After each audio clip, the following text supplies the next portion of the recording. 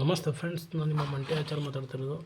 ಇವತ್ತು ವಿಡಿಯೋ ಟಾಪಿಕಲ್ಲಿ ನಿಮಗೆ LKLT dual starter relay ಇದು ಚೆನ್ನಾಗೈತಾ ಹೋಗೈತಾ ಅನ್ನೋದನ್ನ ಈ ವಿಡಿಯೋದಲ್ಲಿ ನಿಮಗೆ ಸಂಪೂರ್ಣವಾದ ಮಾಹಿತಿಯನ್ನು ತಿಳಿಸ್ಕೊಳ್ಳೋಣ ಅಂತ ನಾನು ಈ ವಿಡಿಯೋ ಮಾಡಿದ್ದೀನಿ. ಇದುವರೆಗೂ ನಮ್ಮ ಮಂಟಿ 457 ಎಲೆಕ್ಟ್ರಿಕಲ್ ಚಾನಲ್ನ ಯಾರು ಸಬ್ಸ್ಕ್ರೈಬ್ ಆಗಿಲ್ಲ ಸಬ್ಸ್ಕ್ರೈಬ್ ಆಗಿ, ಲೈಕ್ ಮಾಡಿ, ಶೇರ್ ಮಾಡಿ ಮತ್ತು ಕಮೆಂಟ್ ಮಾಡಿ ಫ್ರೆಂಡ್ಸ್.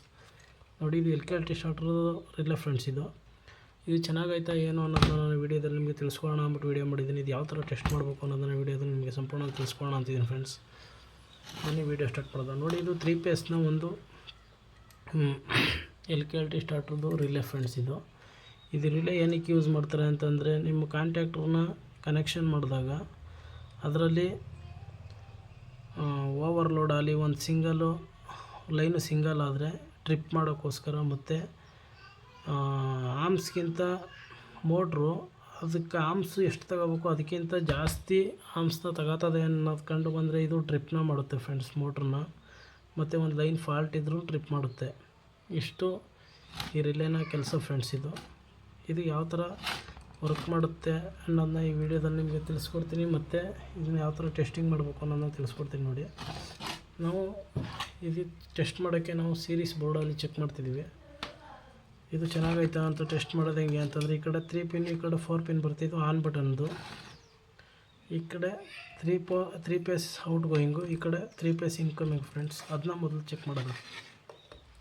ಇದು ಸ್ವಲ್ಪ ಟೆಸ್ಟ್ ಮಾಡುವಾಗ ಕರೆಂಟ್ ಫ್ರೆಂಡ್ಸ್ 230 ವೋಲ್ಟು. ಸ್ವಲ್ಪ ಹುಷಾರಾಗಿ ಟೆಸ್ಟ್ ಮಾಡಬೇಕು. ನೋಡಿ, ಇದು ಮೊದಲು ಇನ್ಪುಟ್ ಮತ್ತು ಔಟ್ಪುಟ್ ಟೆಸ್ಟ್ ಮಾಡಿ ಬತ್ತೈತೆ ಚೆನ್ನಾಗೈತೆ ಅಂತ.